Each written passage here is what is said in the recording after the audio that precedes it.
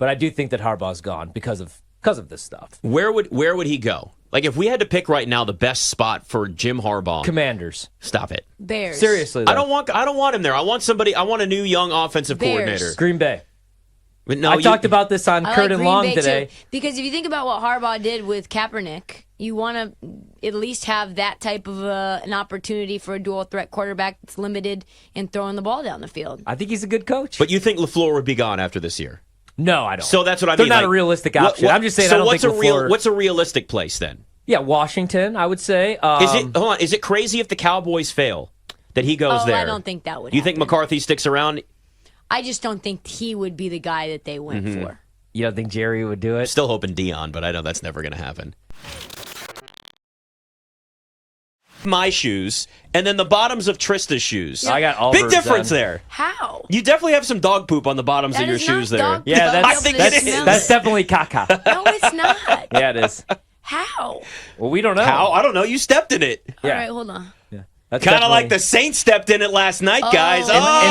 See what I did there? In the words of the great Dave Chappelle, it might be doo-doo. It might be doo-doo. The Saints' offense was doo-doo. Once again, that's how you segue. Will you take your shoes off?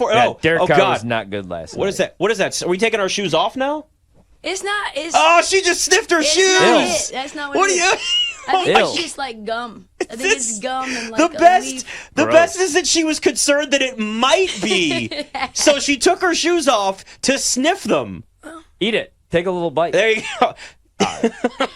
Show bet. Make a show bet real quick. This is gone. All right, Trista. If Temple can't come back and win this game over SMU, you got to lick the bottoms of your shoes. I'm not doing that. No, Ryan, would you do that? No, gosh, no.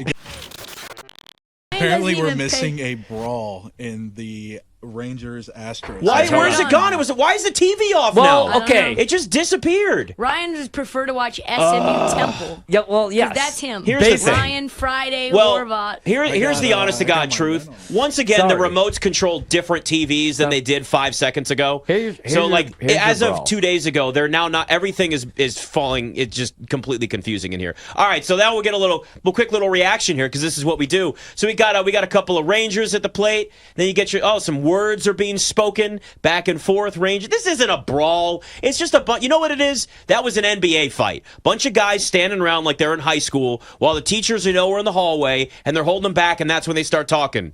Dude, you're lucky they're not here. Can't believe I turned off SMU for that. It's not. If it's not a hockey fight, it's not a fight. Yeah.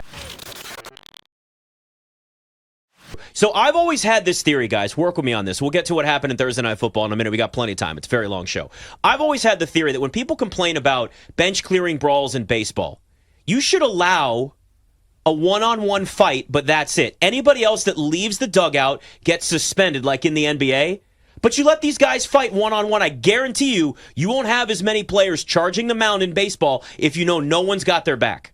That's what I want to see. So you think you're tough? Go charge the mound. Or you think you're tough? All right, throw at this guy. Then if he does charge the mound, no one's got your back, so you're going to have to defend yourself. Guarantee you we wouldn't see it as much. Yeah, that's the classic move right there. One real quick before you go, Ryan, just because you mentioned props and tight end specifically. The Lions are bottom 4 in targets, receptions, and receiving yards allowed to opposing tight ends. Mark Andrews, that's a great spot to be in. I bet the over on his receiving yards. I'd even probably go on his receptions. I did receiving yards so far, but it's a really good spot. In fact, the 23% target share that Mark Andrews has this year, second only to Travis Kelce. Ooh. So Mark Andrews is a great spot in this game against the Lions. Completely agree, man. Especially if Brian Branch, if he's out there, he's dealing with a high ankle sprain. So how healthy is he going to be? And that's the one area you could attack that Lions defense because their safeties and linebackers not great in coverage. So I completely agree. I went with the receptions. I went over on the receptions.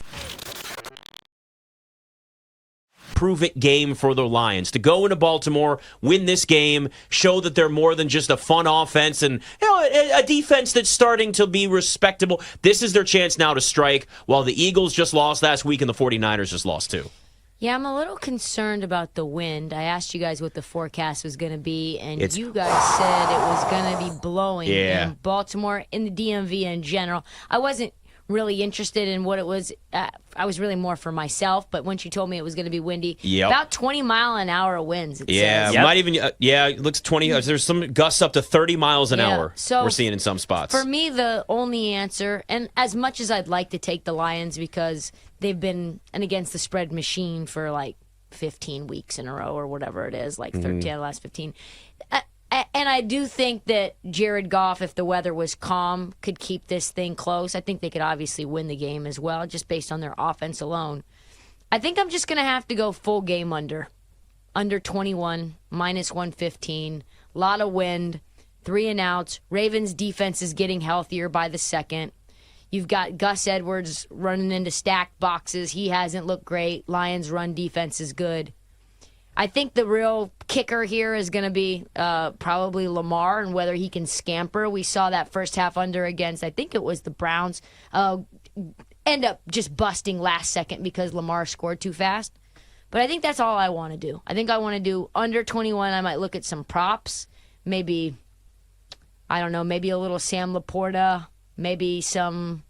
But with all the running backs that are injured, I think that's what I would want to do. And David Montgomery being out.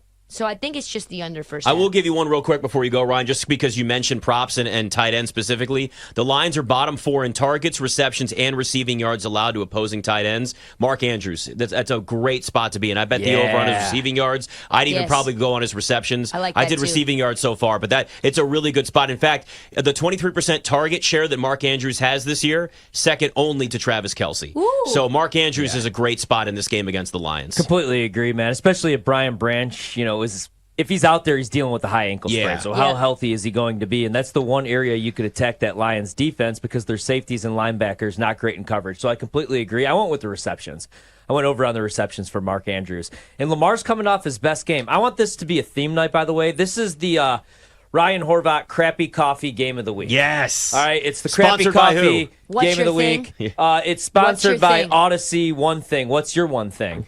And the reason it's the Crappy Coffee Game of the Week, because if the Ravens don't win by at least 4 points, I'm going to be drinking the crappy Odyssey coffee and not my Starbucks cold brew, because that's $5, $6 per cup, because I like to get the venti, the big one, because we're up all night, right? But Lamar's coming off his best game, and that's because for the first time since week 1, he had all 5 starting offensive linemen. He was 21 for 30 passing in that game, 223 yards. He threw a touchdown. He did throw a pick, but he also had 13 carries for 62 yards on the ground.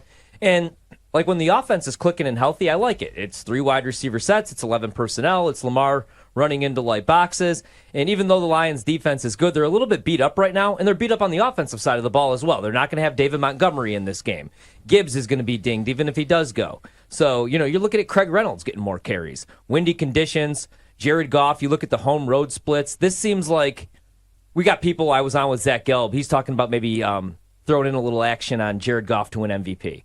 These are the games where Jared Goff does not look like an MVP on the road, crappy weather, and Jared Goff is really sensitive when he's under pressure. And I think this Ravens defense is going to be able to get some pressure against Detroit.